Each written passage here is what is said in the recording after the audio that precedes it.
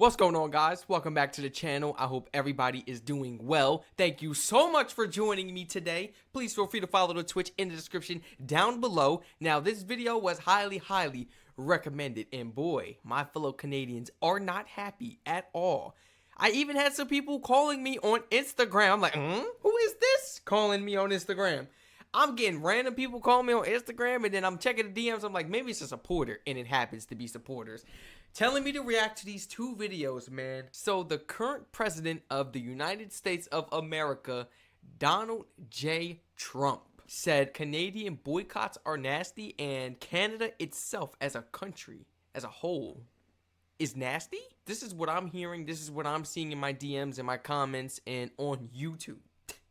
And we've also been talking on the show about new tension points in Donald Trump's trade war with Canada over the U.S. ambassador making remarks about Canadians boycotting American travel and booze. And BC Premier David Eby... It's bad. Our numbers are down like 22% plus. It's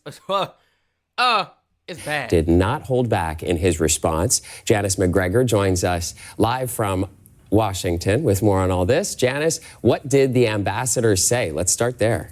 Yeah, indeed. You know, Megan was just talking about sort of big projects, but this is a story about Canadians' small actions really adding up. Donald Trump's top diplomat in Canada is Pete Hoekstra. He was speaking this week at an annual summit for business and political leaders from the Pacific Northwest Economic Region. That conference was held in Bellevue, Washington State.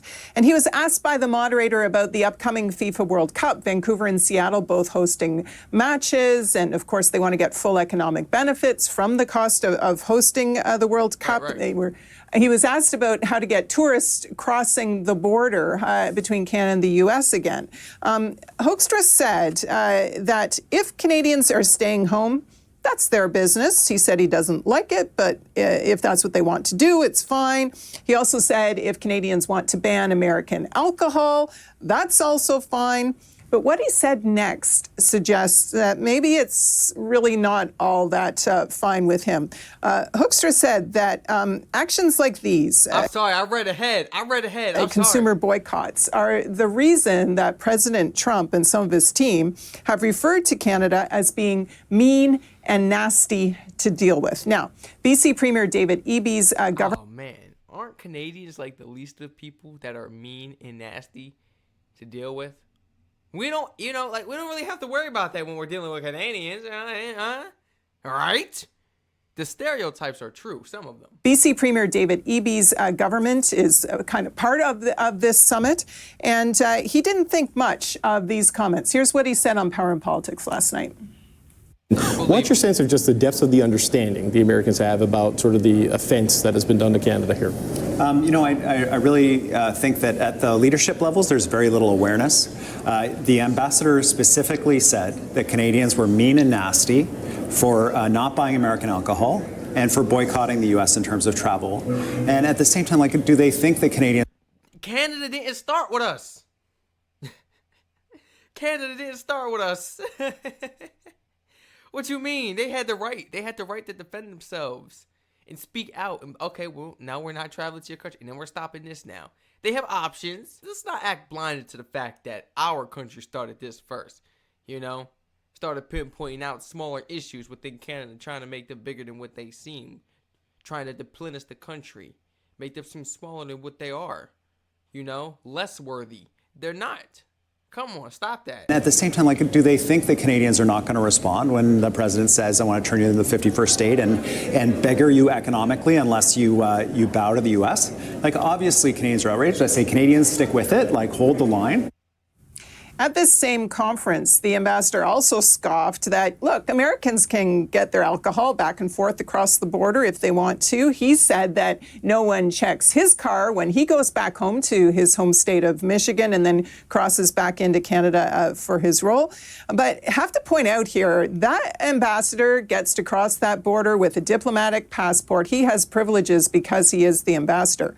If you are an ordinary Canadian or American, when you are crossing, you have to declare your your booze, you are I'm about to say, you're a cook. Yeah, like, why he get so much privilege? subject to specific limits for personal use. And if you are caught with more than that, then you are going to pay duties. And everyone who knows, everyone who crosses that border knows that those border officers do check trunks. Yeah, they absolutely do. Good point there, Janice. They're checking trunks under your car, under the seats, in the seats, under the trunk. Everywhere, man. In your tire. They're checking everywhere.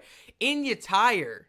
In truck tires, believe it or not. Good point there, Janice. And while that new drama is playing out, we know that Democratic senators met with the Prime Minister yesterday in Ottawa, and they took a very different tone, even rocking some friendship bracelets after they were asked about the impact Canadian consumers are having on the U.S. Walk us through that part of the story. Yeah, a little compare and contrast here, because they were not calling people names, as you say. The embassy had given them some friendship bracelets. They were pretty clear that they want Canadians to come back aboard here. I want you to listen to New Hampshire Senator Maggie Hassan and Catherine Cortez Masto from Nevada, both Democrats, we should note. Okay. To our friends and neighbors in Canada, the Granite State sends you our greetings and says we miss you, because we know that the instability in our relationship right now has meant that some Canadians have decided to stay away from their favorite American tourist spots, and we hope you will come back. And it's not just that we miss your business, which of course every good business person does. Ah, you missed the money. That's what you miss. Because we need it. We need it. But we miss your friendship. We are seeing a decrease in the travel from Canadians to Nevada. 30% of our international travel are Canadians, and we're seeing an impact to our state. So, turns out what isn't happening in Vegas is staying. You smell that?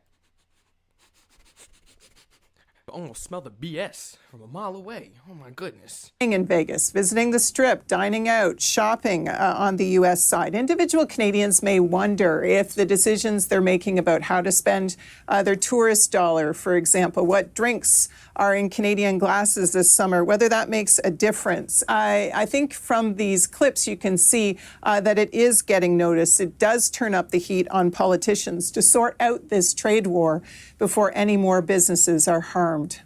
Certainly riling up the ambassador there as well, as we saw. Janice, thank you very much for this. Janice McGregor. Talk about we worried about your friendship and this. Y'all should have been worried about that from the jump. We begin tonight with focus once again on the U.S. president's previous referrals to Canadians as nasty. Amid the trade war, the U.S. ambassador to this country provoking strong reaction here after suggesting at a conference in the States the reasons Donald Trump views Canadians as mean and nasty to deal with is because many residents are boycotting U.S. travel. You ain't getting his way. They boycotting us. So now they mean and nasty? They didn't start with us. They are defending themselves, you know? We could have worked things out peacefully. We didn't have to go about it this way. Look. If it was that deep... If it was that deep, I'm about to say he should try to do this to another country, a country that we're not allies with, right? And American booze is still off the shelves, what some would call pushback. CTV's Katie Griffin has been following this story and joins us live. Katie. Patricia, BC Premier David Eby, whose office received the audio of these comments, says the remarks show these efforts to stand up to Trump are having an impact. Many in Ottawa say Trump's rhetoric just strengthens their resolve to buy Canadian and boycott travel down south. We have Genevieve. And you would think because of how much pride Canadians truly take into their country, they would have been buying Canadian-only products in their country.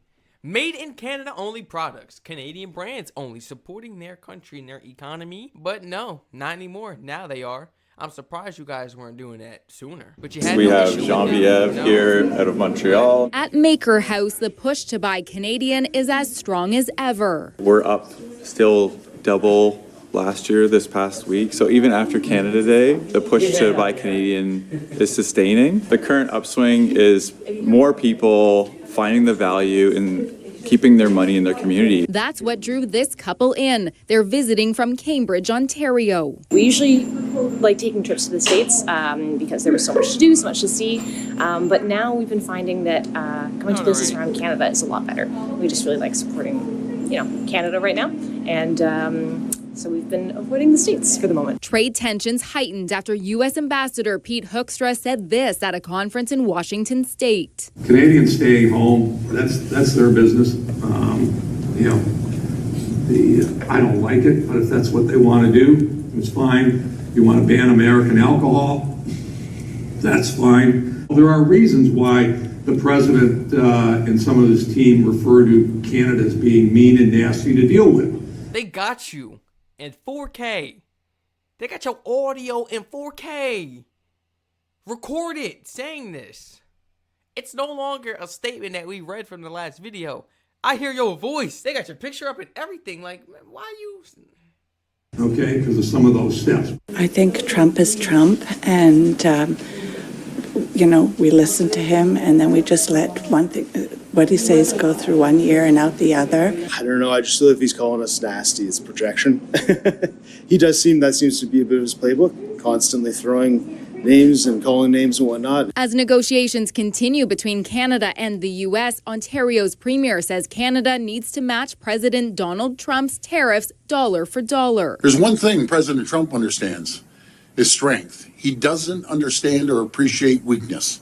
He will roll over us like a cement roller if you show an ounce of weakness. As the trade war drags on, for many Canadians, the choice is easy. We've decided we're not going to be traveling to the U.S. for a good little while, and we're buying as many Canadian products as we can. We have to. It's so crazy how I keep hearing Canadians say a good while, for some time. Nobody is truly saying, hey, I'm never going there again, never in my life, unless they experience some type of unfairness at the border or the airport. You know how it goes. Or with ICE, you know how it goes. But yeah, it seems like everybody's keeping this in good hopes, hoping for the best, and that our relationship, kind of rekindles, I guess. A good little while, and we're buying as many Canadian products as we can. We have to respect our country, to respect ourselves, and there's no way that we're going to spend money in the United States, for probably many years to come. A U.S. Embassy spokesperson also said the ambassador had expressed optimism about the relationship between our two countries. So whether this impacts negotiations and where we go from here is anyone's guess.